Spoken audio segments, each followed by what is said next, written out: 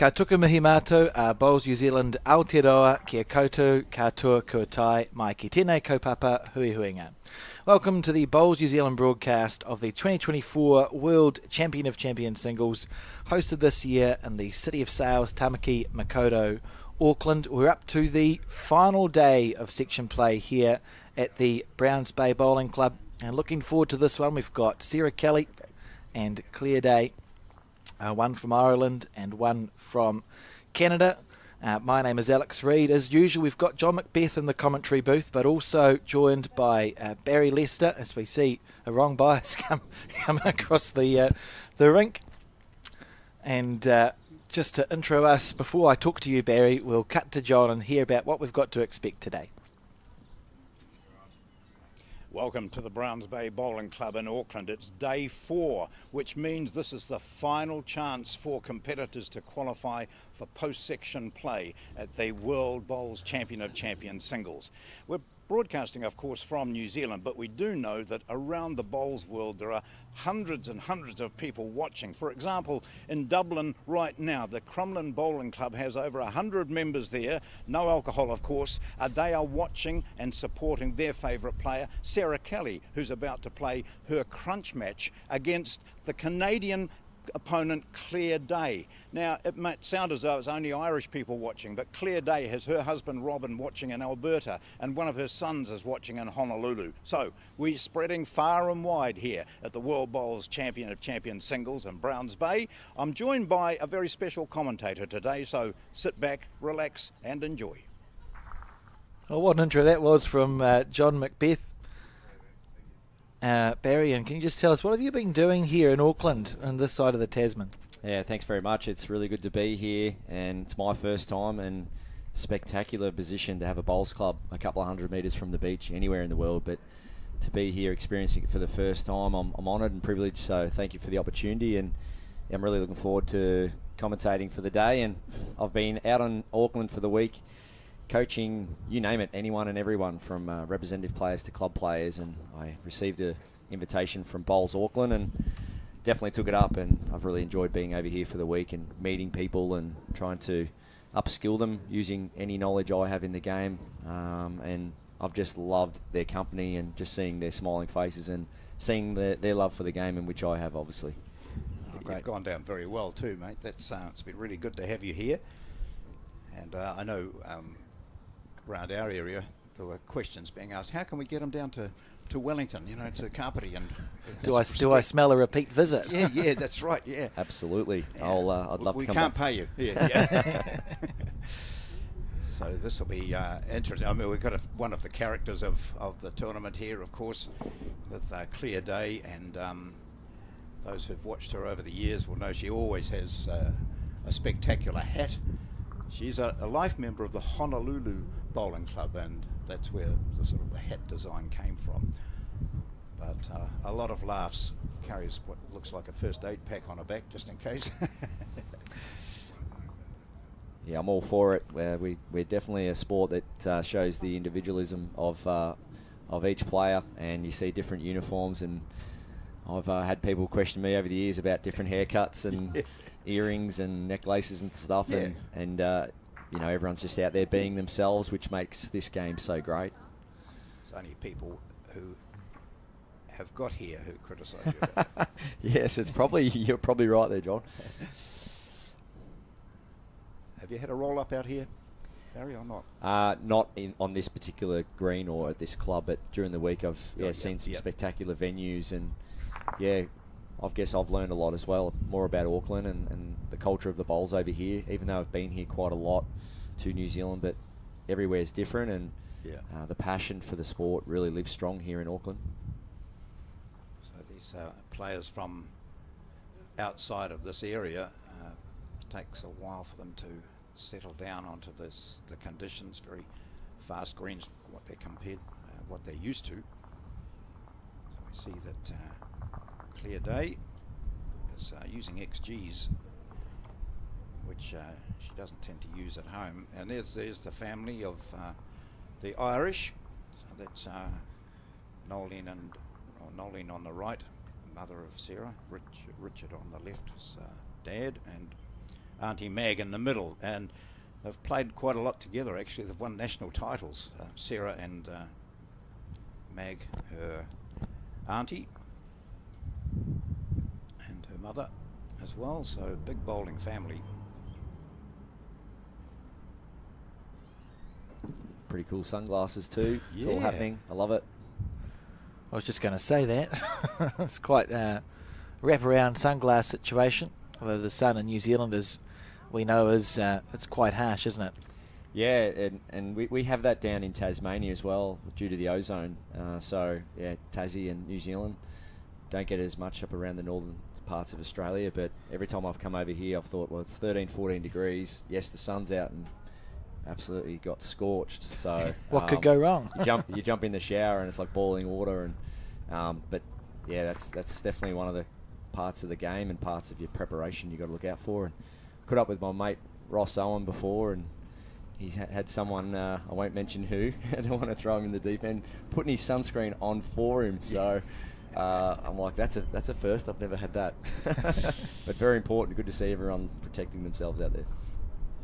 That might be something as part of your coaching we can talk about during the day too, Barry, is preparation for any event, whether it's a club championship or a world championship. Just there's nothing worse probably than getting on the mat and thinking, oh, I didn't put my sunscreen on. And it's those smaller, well, that's not a small thing, but it is those things that can really distract you from being cool and calm as you step on the mat. Yeah, preparation very important from many components, hydration and all that. So another great shot there from Sarah up. Two bowls pretty much identical. That's very important early in the game to try and at least get one of the two major components of the game, either your line or length. So they've decided that the forehand, they had the two ends, trial ends, and so they've both decided that forehand going in this direction. Interesting to see what they use coming the other way. If they have the choice, of course, sometimes they have no option. There's a nice correction here too from Claire. So a couple down and she makes a beaut correction, which brings her the shot. That's just another indication of no end is won until that final shot is played. And we'll see what Sarah Kelly can do with her final bowl of this first end.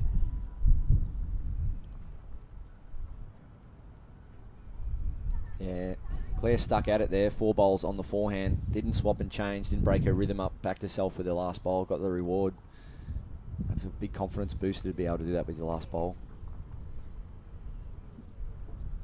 So 1 to Canada, 1 to Claire Day. The 7 sets get through pretty quickly, and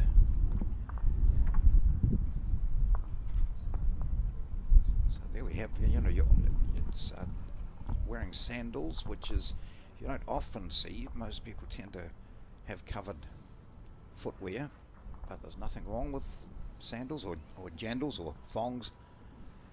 And a lot of people prefer to have the air flowing around their feet because it can get quite hot out there. So playing to almost to the 2 metre. As long as she's put sunscreen on the top of her feet, John. She'll have little white strap marks through there. Yeah, footwear is very, very important. Long days out there on the green. I do recommend, if you can, try and go and see a professional, a podiatrist, and have your feet scanned, and they'll be able to recommend which kind of footwear. There's a lot of different shoes out there and different styles of footwear, and generally your feet need to be matched up with a certain type of foot. And I know that's helped me over the years. I've had plantar fasciitis and different bursts and that in different places after 28 years of bowls, lunging and twisting and turning, and yeah, good correct footwear is very important. So the question's been answered now. They're both What a bowl. continuing on this side. That's of the incredible to draw around the yellow shot. That just shows you how much these greens do turn.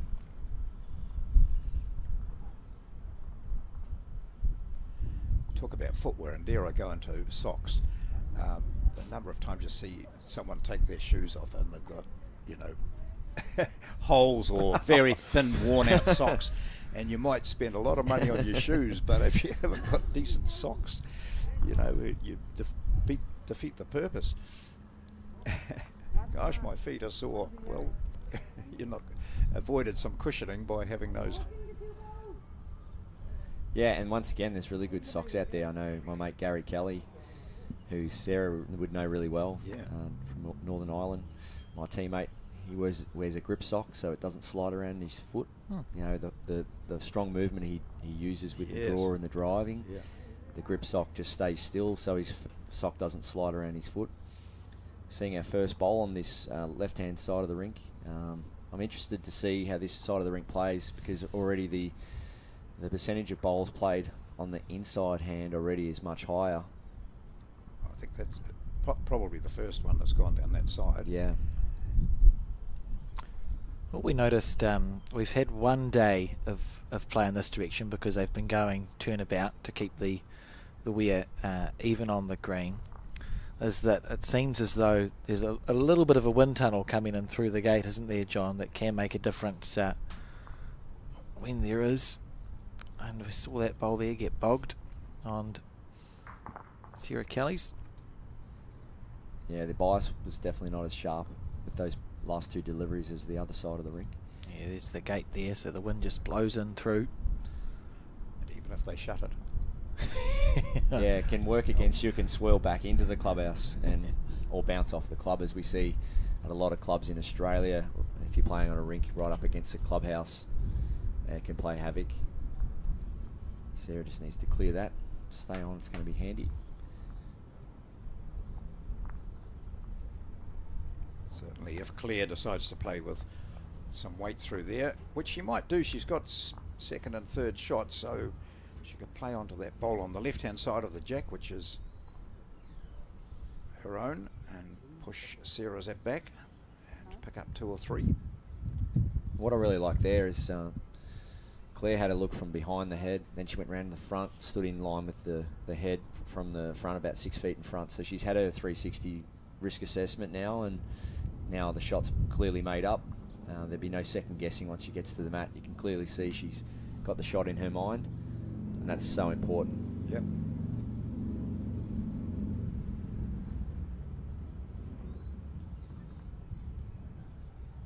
Great setup, nice bend in the knees, bend in the arm.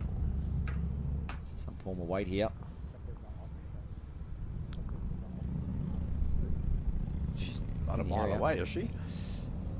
Get an inside edge off her own, and cannon. Punched out. There you go. Beautiful. So takes that out, gets a couple out of it. That's class. Yeah, I was thinking she'd play the other hand. That was my, for the same result, but she played it perfectly well coming that way. To play with that weight control on a 17-second grass green on your forehand to cannon a bowl out is very impressive. And only her second delivery on that side as well. So she's not only picked the line with weight, but played really hard touch weight and stayed around. I think that was the key to that shot, to just try and stay around. But Sarah now, well, she might be 2 down, but she's got all the back stuff. And she must have learned from that, because she put down one with a bit of weight to go around the back, and she'll know that she needs to find the jack. What a Oh, shot. that's a beauty. Sarah Kelly. Yeah. And hear the roar from the Crumlin Bowling Club in Dublin from here. One of those times where you're grateful for the wide rinks as well, because it's the wide World Bowls rinks. You'd be unlucky. Maybe in domestically New Zealand we have quite narrow rinks that could have been a kill on the 2 metre, which would be a calamity for a good shot. But looking like it's stayed in bounds, and a beautiful bowl from the Irish player. 2 it is. Our marker today is Joseph van der Pennen, who himself is a very classy bowler and has featured at national championships here and in New Zealand. So he's sitting in the background there wearing the Irish gear is Sarah's husband Rob. So a top shot there to grab 2 on the second end, and it's Kelly leading Day by 2-1.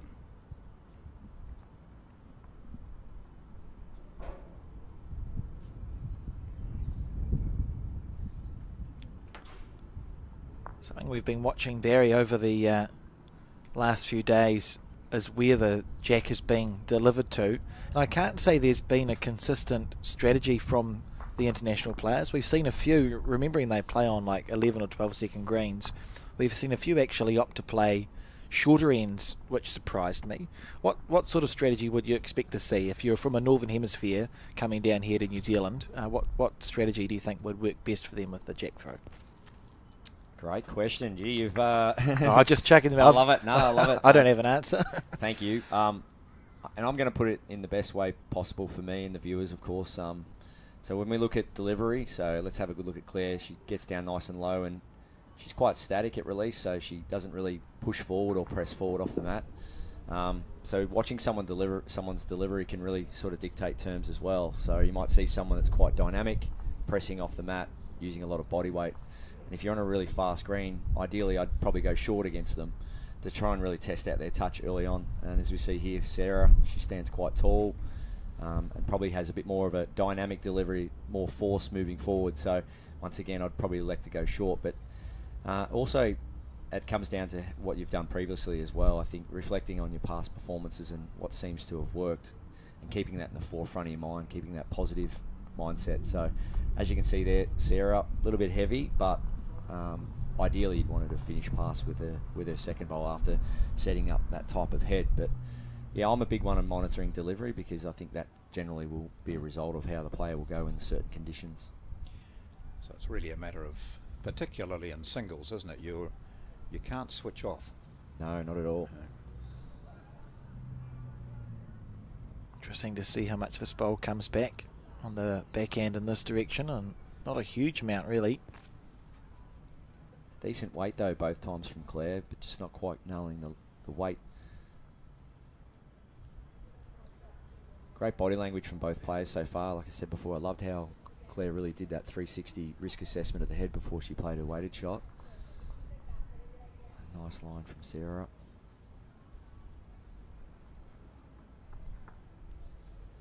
So one slightly short, but is the shot. Then one goes into the ditch. Third one is a bit shorter than the first. So that's those early stages of a match where you're still coming to grips with the speed of the rink. And both hands are quite different. Great body language. Look at that. Claire stalking that bowl out of the hand. I don't think you're going to get Sarah playing the right hand of this screen very much after what we've seen already. Sarah's bowled 3 bowls so far, right down the middle of this rink on her forehand. I think it's going to take something quite drastic to make her switch. Us bowlers, or any athlete, I guess, if we find there's an easy way of doing it, we'll generally stick to it. I suppose too, when you look at the head and you see that Sarah's got that bowl which is, you know, half a metre short or whatever. If Claire had been preferring the hand that this bowl's coming down now, she wasn't in much. I mean, it would have been quite okay to play that hand. She might think, oh, I might knock that jack up, but you're already down to that, so knock that bowl up, but you're already down. Absolutely. So now I'll be interested to see what she does. She's 3 down. Yeah, well, Sarah's just had free rein on that hand. Yeah. And that's it for her pretty much. Like I said, that's going to be her hand. She sold that now, and forehand, it'll be forehand, backhand for the rest of the match until something disturbs her enough to force the switch. And it's important to make you up your mind early in the game and really work on that muscle memory. Over on her mat. She's committed to that hand now, so here she goes. Her weight's been pretty good. And that's been the killer on these greens for a lot of the players. She'd be wishing she had this green first up. Needs it to break or it's going to drift past. Has done so. That's going to be a 3 there to Sarah Kelly, the Irish player, to lead now 5 shots to 1 after 3 ends.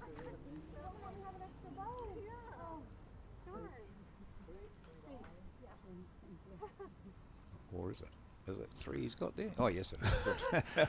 Glad Joseph practiced his lollipopping earlier, just turning them around so you can see regardless of where you're sitting, or in our case, where a camera is pointed. Beautiful day here at Browns Bay Bowling Club. Again. So we'll just see what sort of a length Sarah pulls out this time. Not going to be very short, that's for sure. Brings it down almost to the 2 metres. So we'll see pretty much this sort of length throughout from the indications we've got from the two players so far. Sarah Kelly of Ireland leading Claire Day of Canada by 5-1.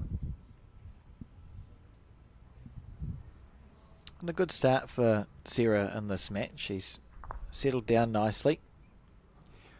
The amount of confidence that run shot on her on the second end would have given her is can't be underestimated. There's a commentator's curse. It always happens. It does. It does. Yeah, definitely, John. You're right, and it's just winning the mind battle too, because Sarah might have looked at that shot and said, "Wait a minute, do I go really big? Do I draw? Do I swing?" And playing that right weighted shot and getting the reward. Gee, that builds a lot of confidence, as you said. So that mind battle we suffer from early in the game usually comes back to confidence. And on the other hand, for Claire, it's a matter of she must be considering the fact that, as we said earlier, her weight's been pretty good. So that's not troubling her at all. And playing this hand that she played just then, she's got it sussed. She was holding 3 when on that second end when Sarah played that butte shot that took the jack into the ditch. So it hasn't been all one-way traffic. Apart that previous end was a horror one for her when she played that left-hand side as we view it now and couldn't work out the green until the last bowl. Yeah, it was an experiment that definitely didn't come off for Claire the previous end. So I'd be very surprised if she elects to try and play that hand again. She didn't play an effective bowl at all on that occasion. So I think we'll find she'll try and settle into this side of the rink, and if she can't match Sarah, at least try and deter her from playing her high effective bowls. Did I just talk about her weight control? Yeah, well, I did one commentator's curse, so you followed it up, John. Yeah. So Barry must be next. Well, I'm going to shift subjects a little bit, maybe, just to get Good call. get me out of it. I'm going to talk about the conditions. So I've got it at 18 degrees and about 15 kilometres of wind, just a little bit of a breeze. And so for our viewers, they're the conditions that face the players. Quite kind, really. And it's pretty protected here. I noticed I went for a walk around this morning and had a good look at the surrounds, and yeah, in a little bit of a valley, which is very handy when it comes to bowls, and it's quite protected. So, but my first time here, as we said, and yeah, what a great venue it is. So much history. I love looking in the trophy cabinets and seeing all the history of the place. Beautiful club. And that's another point you touch on about preparation, isn't it? If you're new to an area, have a look around it. And I'm not talking as a tourist, I'm talking as a bowler. Have a look around, see what the conditions are like. You know, take notice of everything apart from the green stuff in front of you. Absolutely, yeah. If I haven't played on a green, sometimes I walk the green as well. Just look for a little, what I call a sweet spot, just to maybe roll the jack into the first end and get off to a bit of a good start. But are we going to see a forehand shot? I was just going to say, I don't think we're going to see a draw shot. I think we're going to see weight again. The confidence has to be there. Sarah did it before. Well, it is. I think it is a draw shot. Will it come back? Well, that's the big question. Trying to break. Will it come back? Well, Sarah Kelly. That's outstanding. That is What a bowl. Yeah. You spoke, Barry. Like she literally hadn't played an effective bowl on the forehand yet. There were, to get down and go, well, the percentages are, it looks more open on the forehand, and to nail it is very impressive. Currently sitting third in the section is Sarah Kelly. So she's tracking okay for a qualifying spot if she can win this game in the next. Shay Wilson from Norfolk Island has also won 3 games out of 5 and is sitting 4th, but back 3 set points back. Top 3 qualifying, of course, for post section.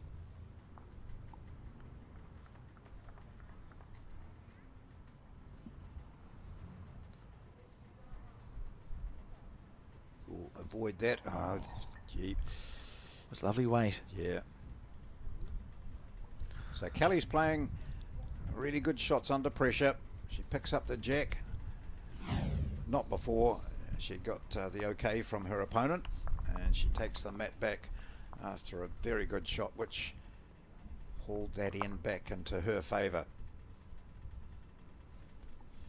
Lovely bowl. Yeah, you're right, John. So I've got her down for 2 back-to-back pressure acts in that direction. Yeah. Both ends 2 and end 4. Yeah. Down 2, made a 2, and then down 1, made a 1. So there's some surplus shots there to come out of a pressure act. And if you're her coach or her support, that's the sort of information that she'd want relayed to her later on, isn't it, I suppose? You know, at the end of it, let's do a quick review of what we've done. Absolutely. Yeah. And it's not always about scoring either. So No. if you are 3 or 4 down, or even a multiple down, and you can cut it back to a single count, that's a pressure act in itself, especially if you're playing some kind of recovery bowl. And if you've got a coach saying, well done, you know, you were 3 down, you've cut it back to 1, you know, always find the positives, even though the actual result might have been losing the end. Yeah.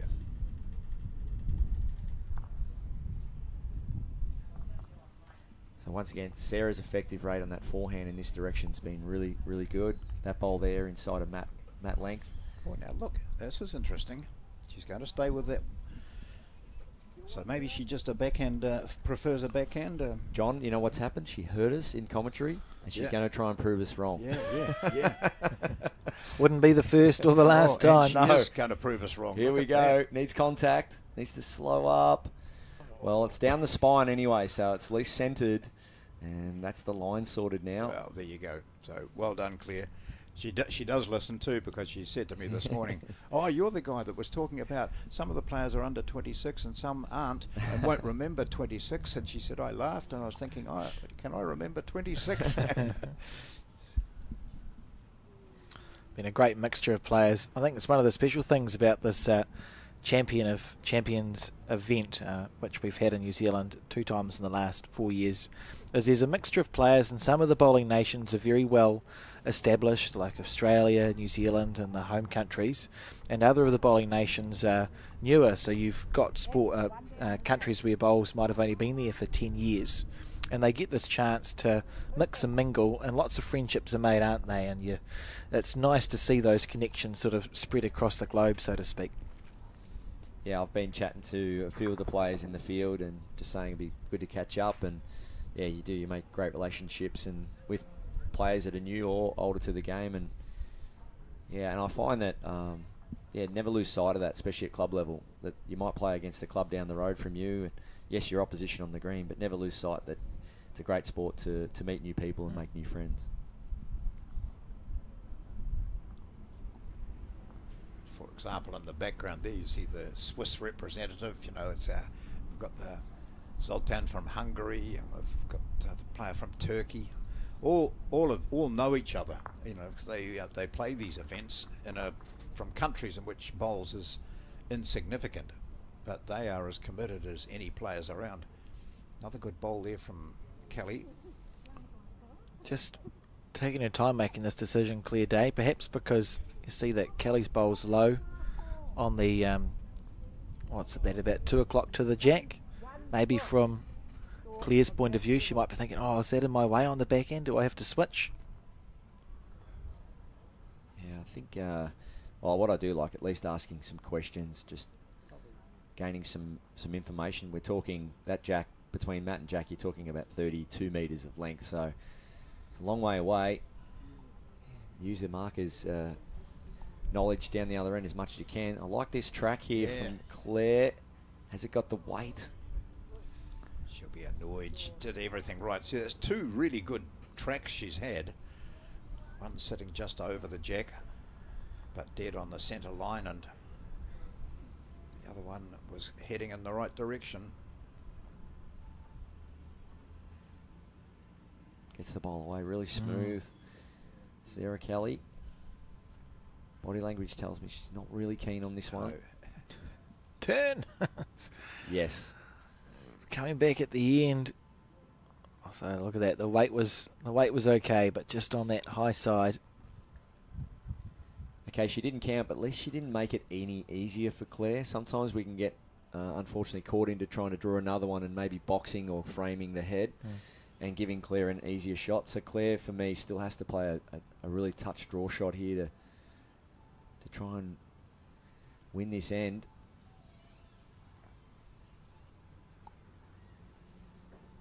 She's been down, had a look at it.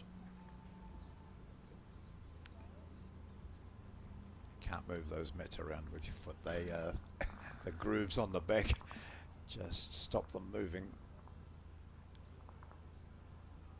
Here we go. Same hand again. Her backhand. That looks a tighter line. Let's see what she comes up with.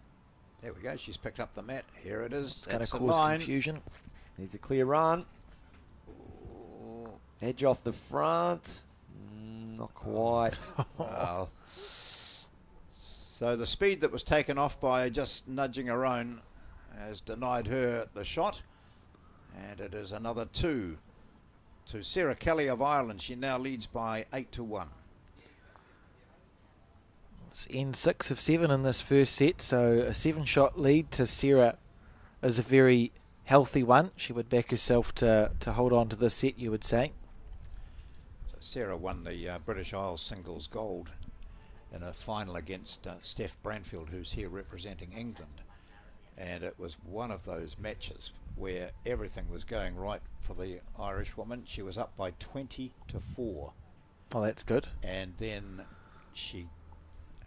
her opponent got the mat and started playing short ends. And she said, I wasn't playing badly, but she was just winning the ends. And at 20-17, Branfield dragged the jack into the ditch, or close to the ditch, and was holding game. And with her last bowl, she drew the shot. Kelly drew the shot to win at 21-17. So that's you beat through that sort of ringer. You can put up with most, can't you? Particularly the big final in Britain. My understanding for the British Isles Championships, John, is it's sort of like a mini world champion of champion singles. They send their winners through and they play off. So it would have been a good preparation for Sarah Kelly and also for the other British Isles representatives who've made their way down to the bottom of the world to practice there. Yeah, well, she's won 5 national titles, and 4 of them have been with her mother, who we saw earlier on, and a couple of them also with her auntie. So it's a really big bowling fraternity. Great to hear too, John, that their bowling club has organised to get together to watch this evening. Well, it's this evening over there, isn't it? Yep. Or is it yesterday evening? I'd always I've got no idea. Yeah. Yeah. It's whatever time it is in Ireland, so they're enjoying it. A time that isn't the time that it is here. So just a little observation here. Sarah, she did play that clutch bowl 2 ends ago in this direction, but I really did like the line and all the ingredients to that first delivery Sarah did play, but she did switch, which I didn't expect, and she switched and pushed it heavy. So now that not only she played 2 loose bowls, but they've both been on separate hands, so trying to get that muscle memory and that continuity in her game, I didn't expect her to switch. Now she might be forced to switch back to the backhand again, and this becomes the area of the game you don't want to get into, so it's interesting to see what she does here and if she can correct. Yep, there we go, back to the backhand. And it does sort of creep into your mind. Oh, forehand, backhand, short, long. And it becomes this mental game. Can she correct on her first bowl? Looks good. Yeah. Clipping the front. Might be enough for shot. I would say it is that last bowl that Sarah played at 1 o'clock to the jack. Be surprised if it wasn't counting. Clear day, just having a look at the scoreboard. Going up. Yeah. Need to find a 3 and a 4 to draw the set.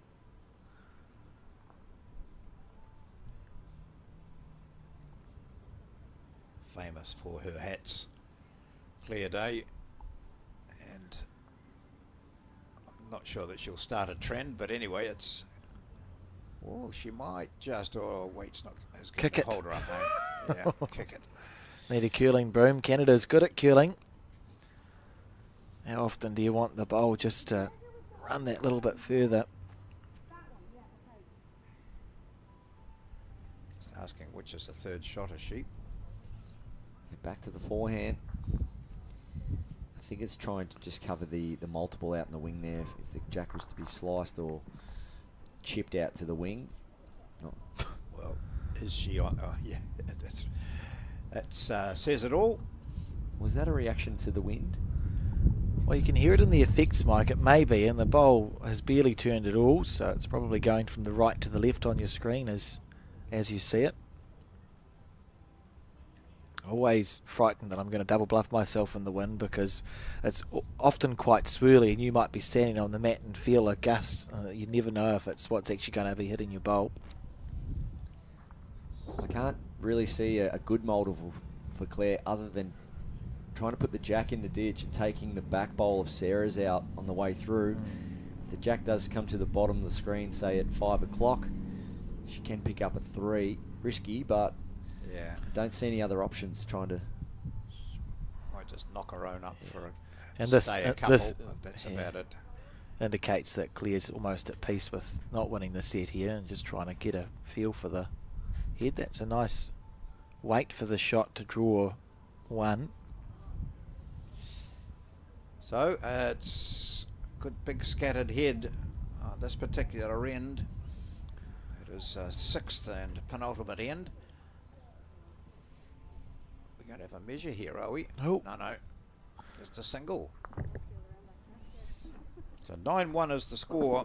So that set is done and dusted for this combination. They'll still play it out, of course, but 9-1 is Kelly, well, both the players want to win this. It's a crunch game, as I mentioned earlier. If they're going to retain any hopes of qualifying, they need to win this, and Sarah Kelly has made the best start.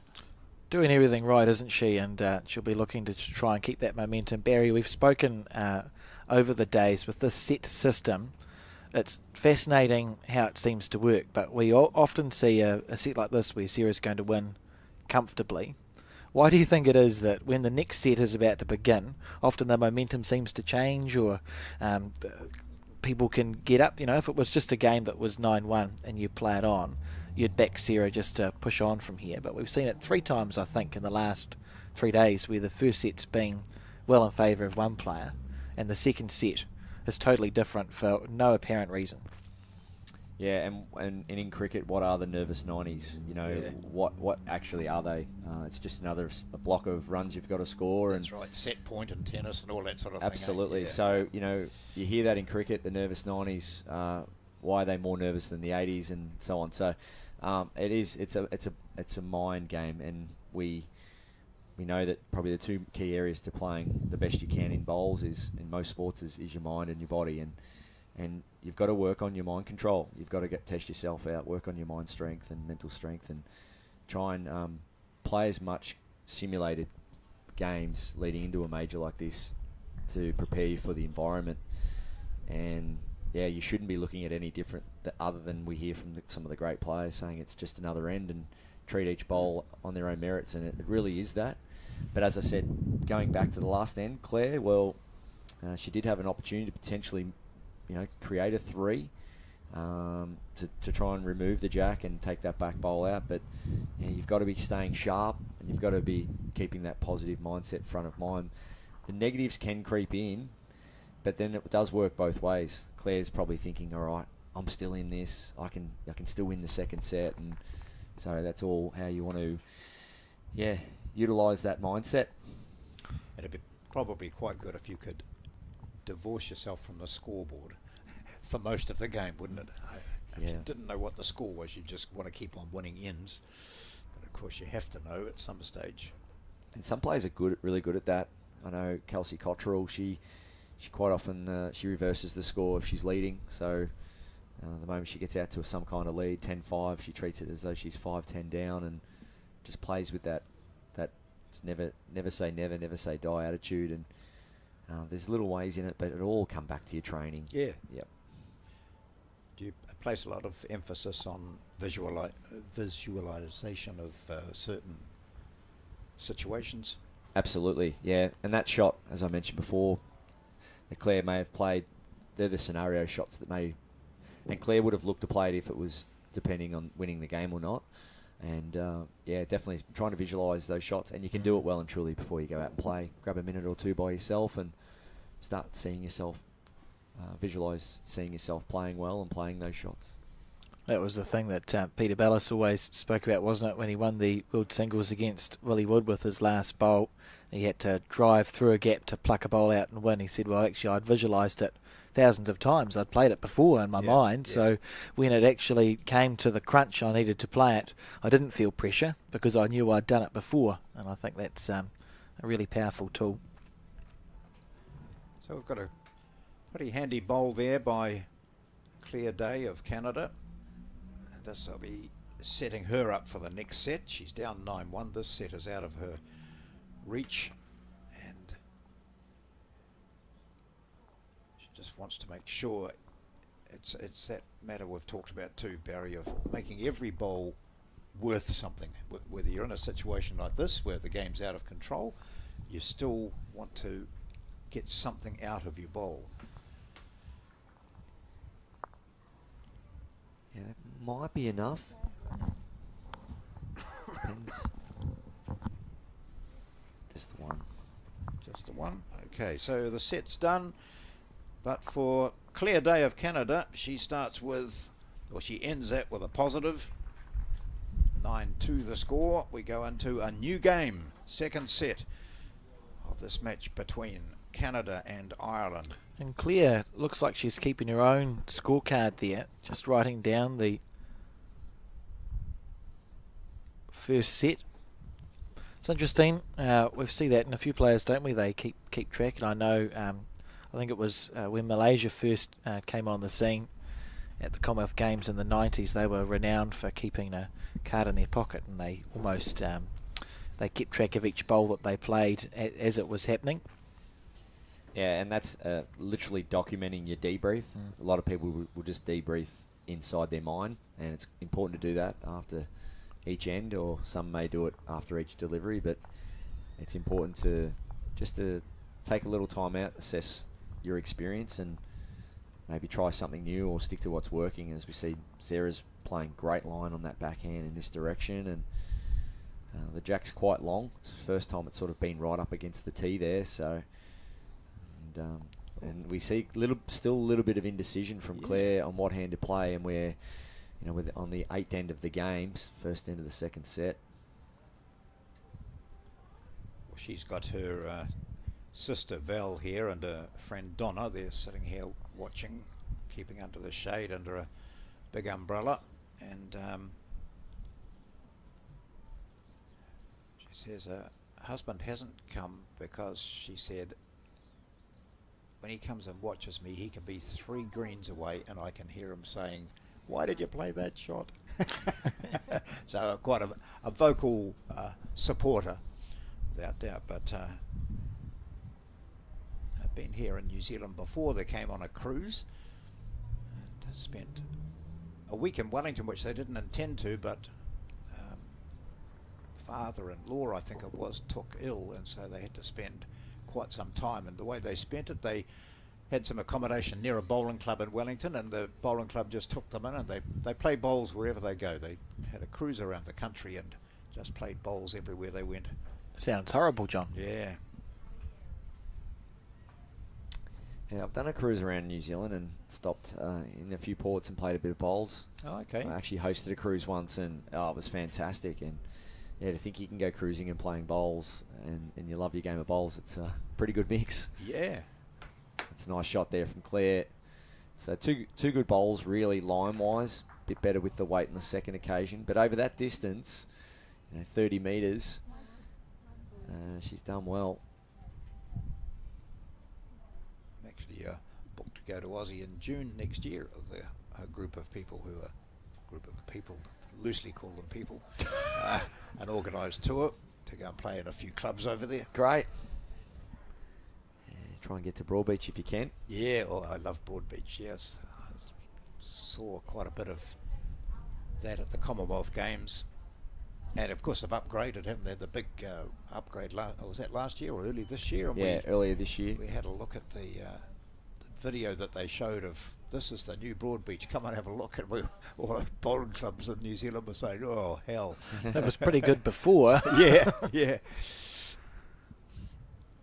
Stalking after a bowl here, Clear Day. She's she considered, as we saw playing the other hand, and then at the last minute she just changed her line and said, oh no, I think I'll try this hand, and it's worked for her. So she's holding, this is the start of a new game. She's holding 3, you would say. It's interesting that we see Sarah Kelly on that. I'm certainly not enjoying the forehand coming in this direction. There's been a couple of good bowls, but more often than not they've been on the loose side. Yeah, I've got Sarah down for 1 effective bowl this end so far, and that's the bowl at the bottom of the screen. And it was played on the backhand, so she's going to need Jack here. Needs a bit of good fortune. She's done it. Oh, Well, bowl. Sarah Kelly. Well, That's she's huge. pulling them out when it matters. Yeah, another pressure act. 2 down to 2 up, maybe 3 up. Some applause from her opponent. That's So a, he'll be kicking herself that she didn't have one over the jack anyway. She was holding 3, but they were quite vulnerable sitting in the position they are. it's such a hard shot to play to get the jack as square as she got it there, Sarah Kelly, and trail it back. It would have been easy to slice it or just miss it by an inch. Absolutely, and that's the 2 previous deliveries were very, very loose for her, and I think she said, well, I'm just going to go up there and try and move the jacks, hit the bowls, and got a great result. Trailed the jack back. 2 down to 2 up. Another pressure act. That's 3 for the match.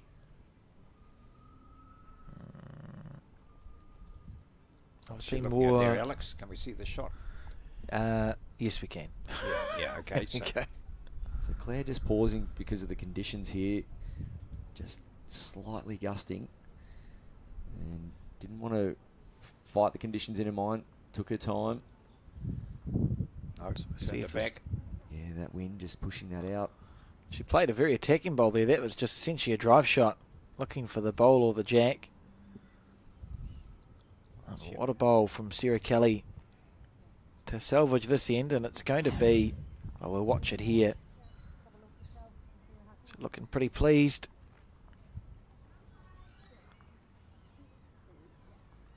I was expecting more of a reaction. I'd be happier. Look at that. Gutsed it absolutely square and trailed it back around the corner. Beautiful bowl, and it's a 3 on this first end. Gee, what a turnaround.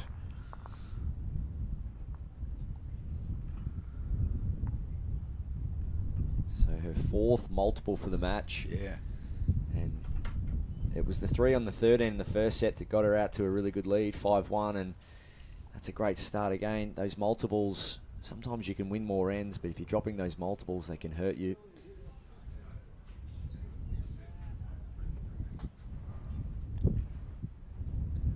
Second end of this second set. Sarah Kelly of Ireland has won the first 9-2. Picked up a very impressive 3. Final, talk about first bowl efficiency. Well, final bowl efficiency has been what she's produced. And I think Claire needs to be conscious of that, John, because we've seen Sarah not hold back from playing weight when needed. So if she can ideally get that one of her first 2 bowls past Jack. Yeah, I think that went in the ditch.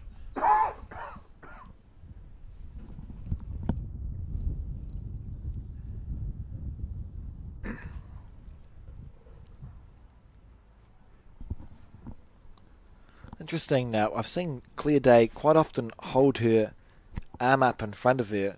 Is that? Do you think it's a way of maybe she's helping visualise a line, perhaps before she plays the bowl? She approaches the mat and her hand goes up. I'm trying to figure out. I think that's what it, Why? what it is. She does it most of the time, doesn't she? Just Well, it's worked on this occasion. Look at that. That's a beautiful bowl. Not quite a touch it. So she's doing it. Seems that she's doing it down the centre of the green. So I think it's maybe a depth perception thing. I think it's maybe just trying to really acknowledge the distance. I'm actually keen to have a chat to her and see what that is about. Doesn't seem that she's pointing her arm out in line with anything. It was more to maybe just looking down her hand, doesn't it? Yeah, to say maybe she's putting the jack at the top of her hand, saying, "Wait a minute, this is a long end." So yeah, I'm keen to know. I'm always keen to speak to the players. Pity she's got the sunglasses on, because we could see whether she's squinting at the same time. Yeah. Looking at it down as an aiming. Well, it's not every time. It's just often enough that I've noticed it before she plays a bowl. Intriguing. Well, the backhand, that's hopefully been buried now because the effective rate straight away on this forehand that Sarah's had to herself all match is proving the winner for Claire. So could this be the shift in the match? Finally jumping onto that forehand. But look at that for a juicy head with the back bowls. Does she go now? It'd be very tempting. I know it's a narrow head, but that from a player's point of view, you look at that and there's a temptation there, isn't there? You've got 2 bowls down the centre line. Just asking the marker the questions. The only issue is that if you do miss, there's still a lot of room for Claire, but this is where you just pick your favourite hand, pick your favourite weight. Beautiful release. Yeah. Don't you stand in the way, Joseph. Oh, God. Okay, so I was going to mention that, but I didn't actually see that it could happen. So the number 1 rule when playing weight is you play weight away from your own bowls. You never want the bias pointing towards your own bowls, and unfortunately there for Sarah, she's actually taken her 2 bowls out. But if we see that front-on vision again, if she actually plays backhand, she can't remove her own 2 back bowls. So very, very unfortunate there. We'll get a replay at the conclusion of the scene just to watch it. I think the moment she let it go, she would have thought, oh dear. Stay on, Claire. Have you stayed on? So yes, she has. Yeah. Well, she need to cover the back at the moment. No. So this is where you got to decide, are you committed, or do you think you can just play the nice little weighted shot to get out of trouble? Now she goes from weight to draw. Not a bad effort. Yeah. She turns hard. She could get it back to second. Yeah. That's it. 4th bowl again from her. So certainly 1 and a measure, probably 2, as we view it there, to Claire, who'll be anxious not to upset this. No, that's a very classy bowl from Sarah Kelly, who's just played a full-blooded run shot and had the worst possible result. Look at this. So forehand, your bias is actually, so the bias is going towards your nearest bowls. And yes, definitely stiff to do it, but yeah, I remember my first coach always saying, the moment you want to play any weight, don't play weight towards your own bowls. So unfortunately, Sarah there, but the emotion that she would have went through then, just going, wow, I've just ripped my own 2 bowls out, and then to come back, like you said, John, and play that. Park one up, yeah. Brilliant. Great, a great reset from her. It's her husband, Rob, in the background, who they met through bowls, the pair of them. They've got a couple of kids. Teddy's 5 and Ada is 2, so presumably they're being looked after at the Crumlin Bowling Club, watching mum in action. I know where I'd be. I'd be down at... Not bad here either. Is she just going to go around the outside, or is she going to sit this nicely? What a beaut bowl here from the Canadian champion from the Royal Bowling Club in Alberta, Claire Day, having been scorched in that first set by 9-2, seeing her good shots being taken out by some superb play by her opponent. She picks up a 3, and it's 3-all. Yeah, well done, Claire. Switching to that forehand, her first real effective end, 3 bowls out of the 4, and picks up her first multiple for the match. Yeah, good stuff. 5 ends to go in this set, and then of course if Claire can win it, we'll have a 3-end tiebreak. We've had a number of games on the broadcast go to the 3-end tiebreak. Yeah. Oh, just stepping it out. This looks short to me. It's not up, is it? No. It was an endeavour to throw a short end, though, wasn't it, there from Claire, thinking I'll change something. Yeah, well, she actually did play a decent end on a much longer length, 2 ends before that, before Sarah did trail that jack. So, but once again, maybe just trying to break up Sarah, knowing that across the match she has been outplayed, but maybe it's just looking for that new length to strangle back the momentum.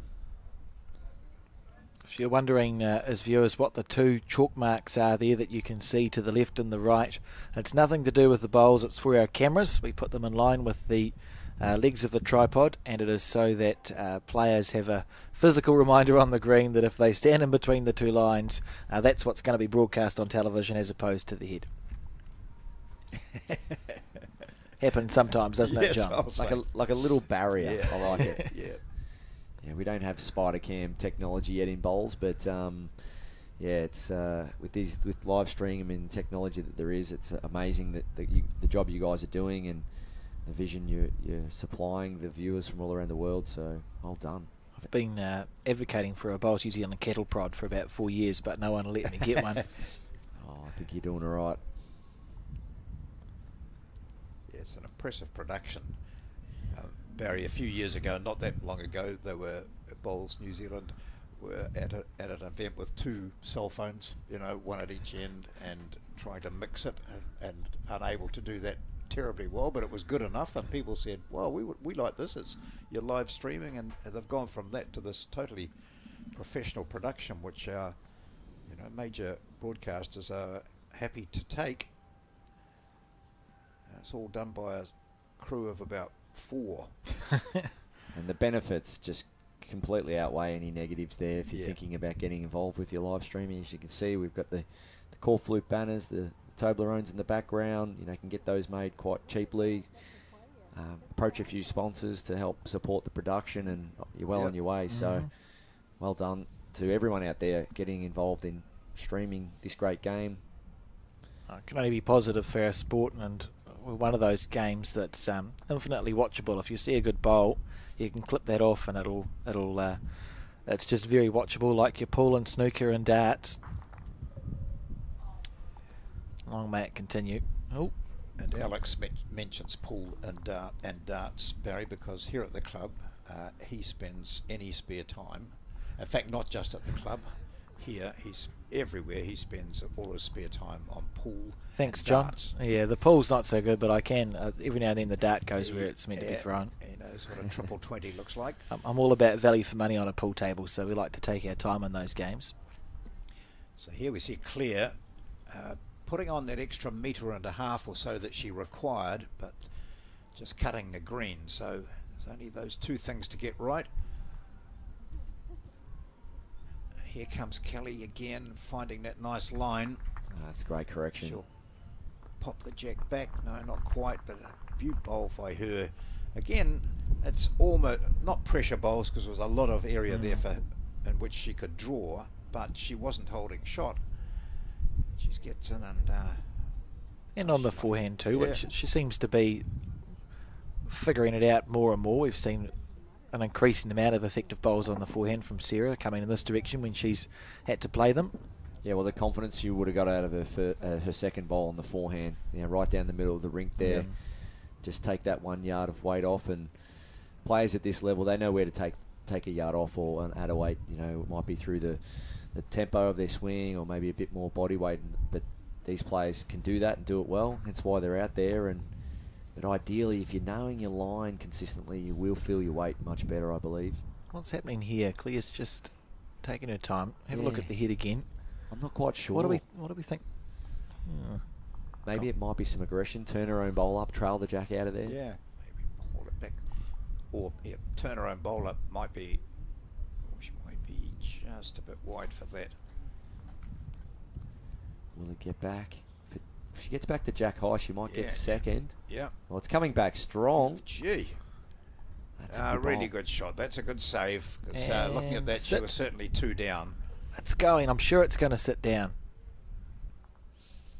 Just no. Okay. How long can you wait? Is there a rule? I can't remember. We're at the conclusion of an 30 end of seconds. 30 seconds if you think a bowl's going to sit. Yeah, and it's one of those ones we don't see many players do it, but it is handy if you're leading in a pair, or playing 3 and a 4, and so on, to maybe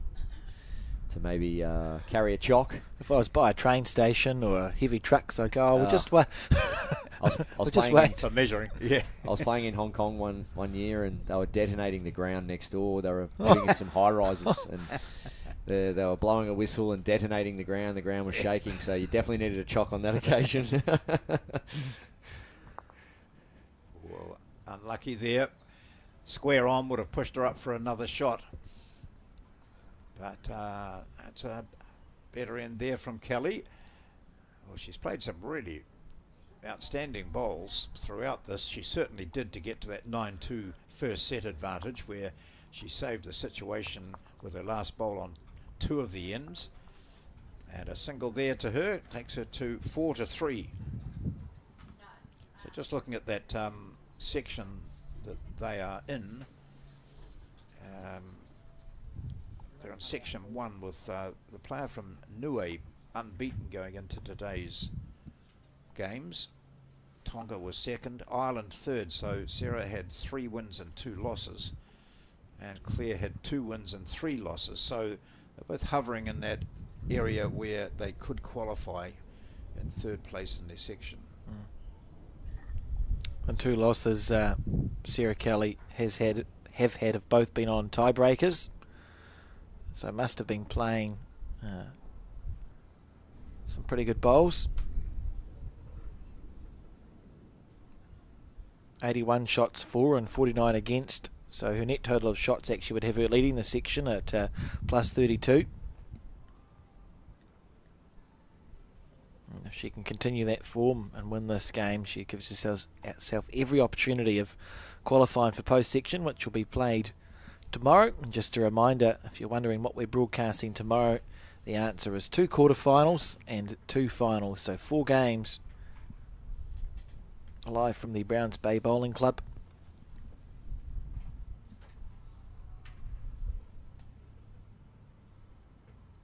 World Juniors starting next week over in Hong Kong. Yes. Should be good. There's a heck of a field, isn't it? Yeah, it's great field, and it's great to see the World Bowls calendar chock-a-block at the moment, especially with Com Games coming up in a couple of years at Glasgow, so plenty to look forward to on the international scene. Great bowl from Claire. So her effective rate now on that forehand in this direction, 4 of her last 5 bowls have been inside a dinner plate, so going well. Sarah Kelly with just a little shake of the head. Yes, well, if you recall this, the last end coming in this direction, she had 2 on near the ditch. She drove them off. But with her last, she was able to draw a very good shot. Didn't get that shot, but she changed up really well. Needs it just to hold a little and run a lot. He'll be disappointed with that as a follow-up bowl. Yeah, you notice after she'd played her first, she just wandered over and started looking at the other games and probably absorbing nothing. Looking as though she wasn't watching what was going on, but conscious of the fact that she needed to play that same weighted green again and failed. She'll be quite happy actually to see that one whistling by. Oh, it just fell out of her hand there. That was just fell out of her hand. I think probably just for half a second. Maybe you go into autopilot, and if you've been playing on 10-second greens for most of your bowling career, autopilot means that the bowls fly into the ditch, and you watch her reaction. She knew at the moment it came out of her hand that was far too heavy. Yeah, well said. Yeah, Claire's back in the zone. This is lovely. This is great stuff. Oh, Deja vu. Okay, there it is. So pretty similar to what we saw before. Okay, quick chat to the hubby, the coach. She played that forehand run before, so the confidence there has to be quite high. Yeah, even though it worked against her. Millimetres off what she was going for. Yeah. Also thinking, it's not like I've got close on my draw so far on this end. Sometimes you think maybe I'll be more effective on the drive. She's definitely proved she has this shot in her armour, so I think we're seeing forehand here. Okay, definitely watch the body weight. Much more dynamic moving forward. Needs both bowls or jack. Missing under. Oh, underneath the line, because the last time she was a bowl wide, and a golden opportunity for Clear Day here to draw a bonus. No reason why she wouldn't. We've got some bowlers who we know are slow walkers here. We were almost announcing our slow walking team for the tournament, but Claire would not be in that. I wouldn't class Claire as a slow walker. No, that is correct, she's John. all business. As I said, she's got her best friend here and also her sister, watching. There goes the hand again. I think it is weight. I reckon that the jack goes onto the top of her hand. If it's green, she'd be narrow. Looking to make it 3. Sarah Kelly. Ooh. Oh, racing. Yeah, it's one that She got away. wasted opportunity there.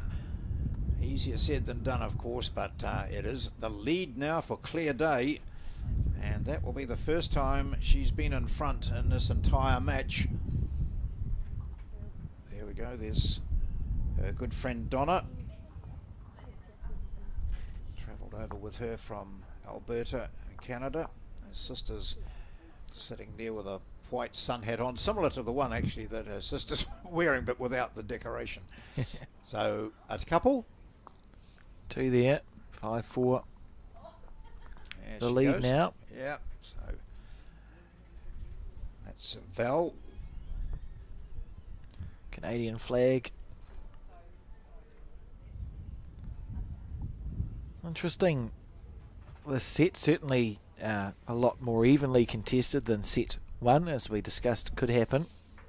And Claire Day will be interesting to see. Oh, so we've seen this again, a shorter-ish jack. She underthrew it remarkably last time coming in this direction.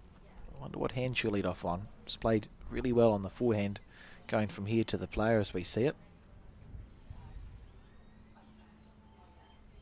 So her best bowl for the end, 2 ends ago in this direction, was on her backhand. Yeah. Just sort of 2 feet behind the jack.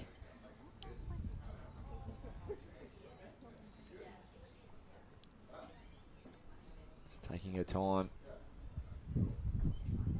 Gets into a really nice relaxed position there, especially with Doesn't the bend she? of the knees. And Yeah. really sets herself up for a nice delivery. Clear Day.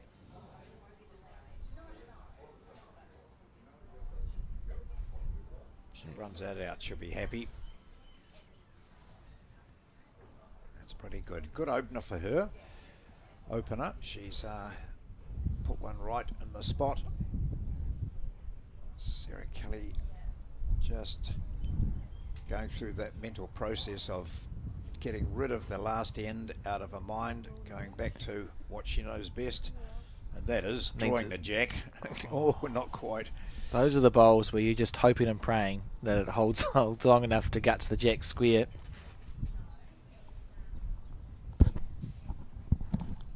Now, what did Claire learn going this way last time, Barry, when she had 2 or 3 shots and they were all short, weren't they? Yeah, and as I said, her best bowl was that clutch bowl with her 4th delivery to put one in behind the jack, but it's just familiarisation now with Claire. Yeah. Early on it was swapping and better. changing and refreshing her concentration to adapt to new hands, and now it's just rhythm, one side of the rink, getting a feel for things, and definitely things are on her terms now, from rolling the jack to forcing a bit of pressure onto Sarah Kelly. And Sarah now has to just Dive. oh yeah, well might be second. That helps, but as we see there, Sarah's 2 bowls just a little heavy. There can be a little bit of a sense, and John, you asked the question before about the position of the game. There could be a bit of a sense that a lot of players will experience trying to get the game over and done with. You've won the first set, you're trying to get the second set over and done with because you've won the first set, but taking your time and really regulating that emotion is so important. Now, she's played this really well. She's got the shot. She's got one just past the jack. Sarah's bowl is usable, and she might just use it here. She comes inside it, gets a flick off it. Doesn't need to get a flick off it. Sits nicely. Well, that's really very impressive here from Claire Day. Yeah, it's effective. Great bowling. But there's a nice track there for Sarah. She almost found it with her second bowl.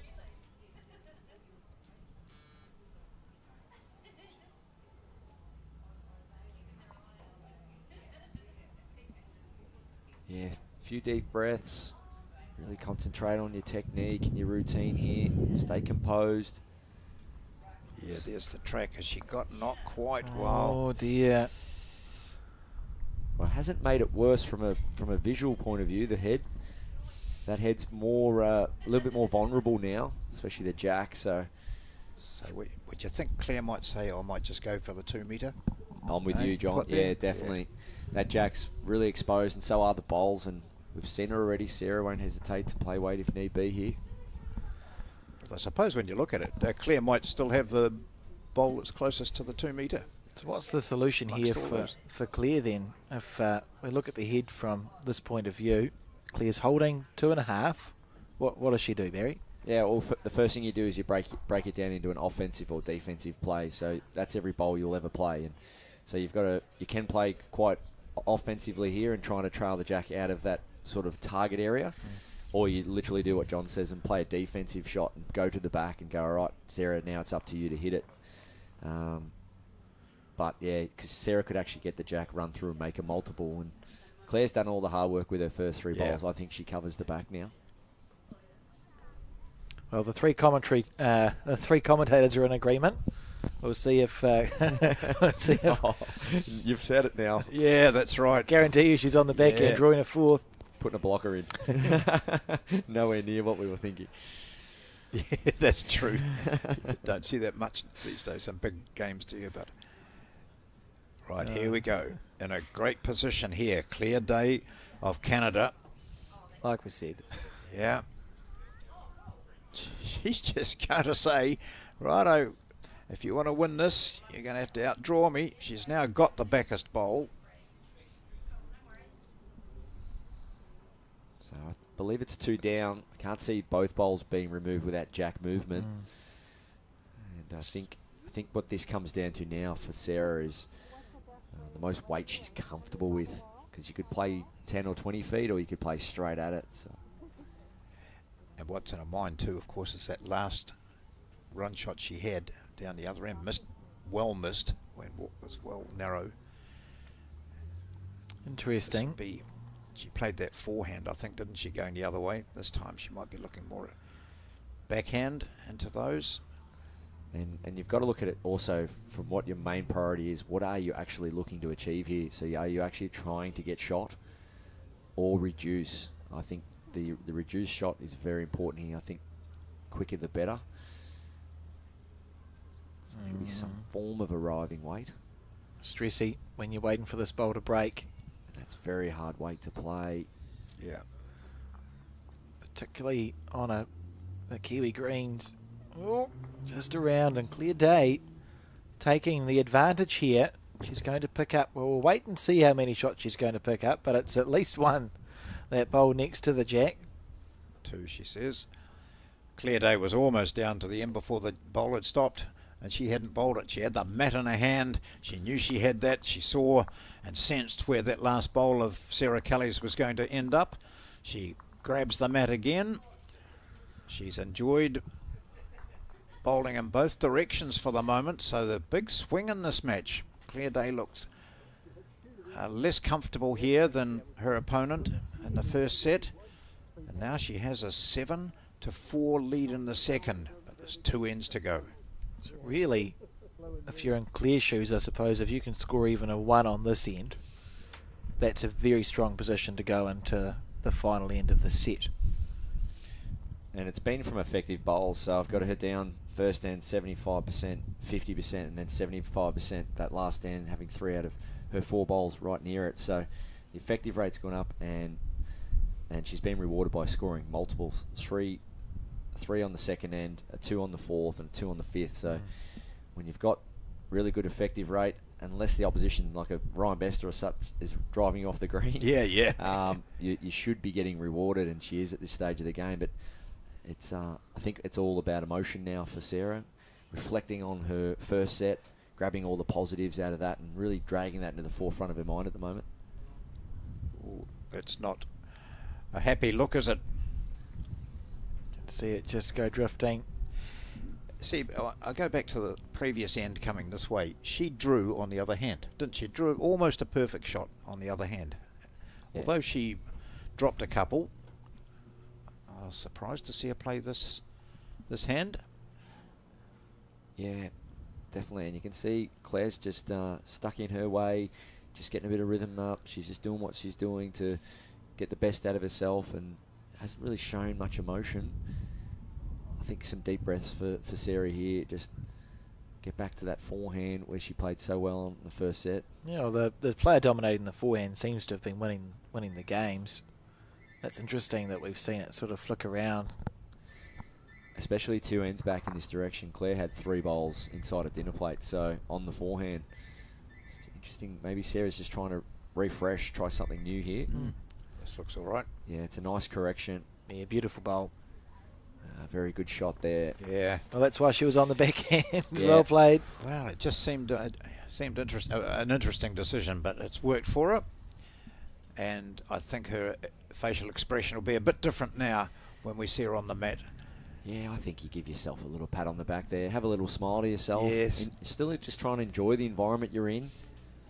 Enjoy the experience. Enjoy the moment. That's a tactic some players use, isn't it? Just a smile, whether things are going well or not. Just smiling. That's it. Changes your attitude. Oh, Claire. How good's this? Day. Oh, it's set down. May still be holding on for the shot.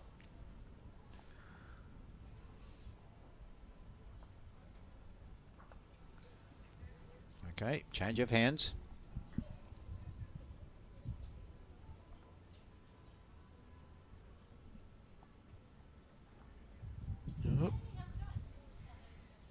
Pretty good body language.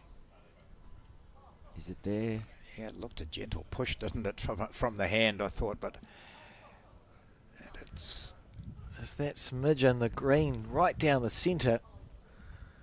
See if we can get an angle with a bit of depth on whether Claire or Sarah are the ones holding the shot. So, well, I'm still not sure. So this is where, from an emotional sense, just the mind games, this is where potentially the position Sarah sits in on the ladder can come into play. Letting the externals win the battle, starting to think about your ladder position, what this game means and what the results are versus just bowl for bowl, sticking to your routine, knowing what works and what doesn't. Sometimes our mind can just walk on us a little bit. And you can see, I think Sarah's just sort of maybe having a little bit of a battle with that at the moment. I think just stay grounded, stay where you are. And as we said, John, have a bit of a smile. Yeah. And still try and enjoy the environment you're in. Well, that could have been a dangerous bowl there for Claire. But she threw that bowl out. She picked a nice green. Brave to play it on the forehand. Yeah. If I had to bet, I would say that the bowl of Claire's that sits at 1 o'clock to the jack is the shot. Sitting flat. But it's not often I'm right, so maybe. No, I maybe think she's so. not Well, bad. otherwise, I thought Claire might have played the other hand. But she's playing so well on the forehand. Why would she change either? So let's presume, but it's dangerous. Needs to get back for the Now, jack but here, or we've- dead weight. Yeah, jack movement will be great. Jack movement will be great. Jack movement, Oh, what a shot. perfect. Eh? And gets a toucher, almost toucher, and that might be enough. I don't think the jack moved at all, did it? So if it's only one, we'll know that she played that shot and being one down on the head. Absolutely perfect, and as Barry said, with so many things swirling around in your mind. She was down. Oh, Yep. what a beautiful Yep. bowl. To the difference now, 5-7, and it's the last end of the second set here. If Sarah Kelly can score a 2 or more, she wins, and that'll be the end of the game. If not, we're going to a 3-end tiebreak here at the Browns Bay Bowling Club. Did you like that in Crumlin? I bet you did. Yeah, down pretty much nearly set there. Would have been chasing a 4 on the last end, Sarah, to keep it out of a tiebreak situation. But Oh, jack's not up. Oh, is that a sign of a little bit of pressure there, perhaps? It's not even going to make it past the tee. Oh, Oh, hang on. Yeah. So Matt was certainly nearly. The mat was just at the wrong end. If it had been, yeah. a bit Back further end of the mat on the line, maybe. just looking at that replay, I really loved Sarah's composure there. The way she just walked down the head. She looked really emotionally in control of that and played a big clutch shot. Well, there's a bit of a smile there too. I, go back to that match I was telling you about when she played in that British Isles singles, and when she was up 20-4 and then 20-17, and the match was against her. Her opponent had a 4, and she played a magic shot to win it. So she has proved that she can work well under pressure. I don't think that's up either, this is bizarre. So we've seen the mat. Yeah. No, That's certainly not up. the jack's going to go on the 2, and that means Sarah can now place the mat wherever she'd like. We've seen very little, and I'm glad that Sarah's doing it, we've seen very little mat movement in any of the broadcasts, Barry. It seems to be that the players have been preferring to place the mat near the 2 metre and deliver the jack to the length. So I'm quite pleased here to see that Sarah's gone, well, I know the jack's been placed on the 2 metre mark, I'll move the mat right up and we'll see what we can do. Yeah, and there's definitely on grass greens, it's hard to get a full green, a full patch of grass completely the same, and you've got to try and read the greens as much as you can and find your sweet spot, where you prefer to have the jack. And for me, I generally do like the jack on the tee. It just reminds me that I can't play too heavy, wasting any balls in the ditch. But some players like to force their opposition under the pump, like an Aaron Sheriff might. Sometimes if ditch isn't working, he'll bring the mat right up, put the jack on the tee, and force the opposition to play that real touch style of bowls, knowing that any wasted bowls can go in the ditch. So it's a very tactical sport, as we know. And Sarah only a yard short, but Claire, her second half to this match has been exceptional, very, very isn't good. it?